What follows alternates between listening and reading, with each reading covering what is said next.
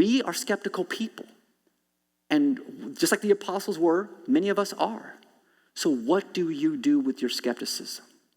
So the apostles, they said, keep him out. They said, keep him out. We can't trust him. We can't risk it. We don't want him here. But watch what happens. And notice the name. The very next verse, verse 27. But Barnabas, the encourager, that same guy who already stepped out by giving his land to the movement of the church, that same guy, he steps out again. It says, but Barnabas took Paul and brought him to the apostles. He told the apostles how Saul, on his journey, had seen the Lord and that the Lord had spoken to him, and how in Damascus he had preached fearlessly in the name of Jesus. Barnabas, could you imagine what he had to risk? He doesn't know if Saul's conversion is genuine or not, but no one's trusting him and no one's giving him the benefit of the doubt. But one man of faith, he stepped out and said, Paul, let's get a meal. Let's sit down and let me hear your testimony to see if it's real.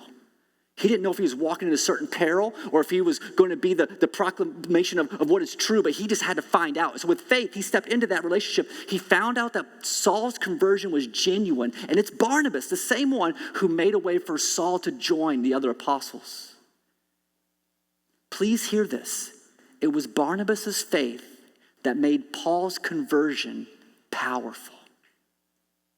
Paul could have converted, the church could have kept him out, and they never would have used what he could have done with all of his missionary journeys around the Mediterranean Sea. Do you know that Paul wrote over half of the New Testament? Every single book in the New Testament that ends in A-N-S, Romans, Colossians, Corinthians, Thessalonians, Philippians, Paul wrote all of these letters to all of these cities. He started all of those churches, and Paul would not have been able to do any of that if the apostles didn't accept him, and the apostles wouldn't have accepted him without the faith of this encourager named Barnabas. They trusted Barnabas because of his action, his faith, because he was a man who stepped into things.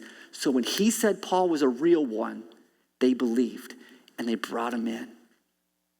Agape City Church, let me ask you, in the year 2025, right here in Howell, Michigan, how can your personal faith strengthen the power of this movement? How can you be a Barnabas in this season? How can you be a uniter in the church? And whether that's generosity or in mindset, how can you have a faith like Barnabas that can be used the way that we saw Barnabas' faith being used to get Paul into the church in a powerful, powerful way?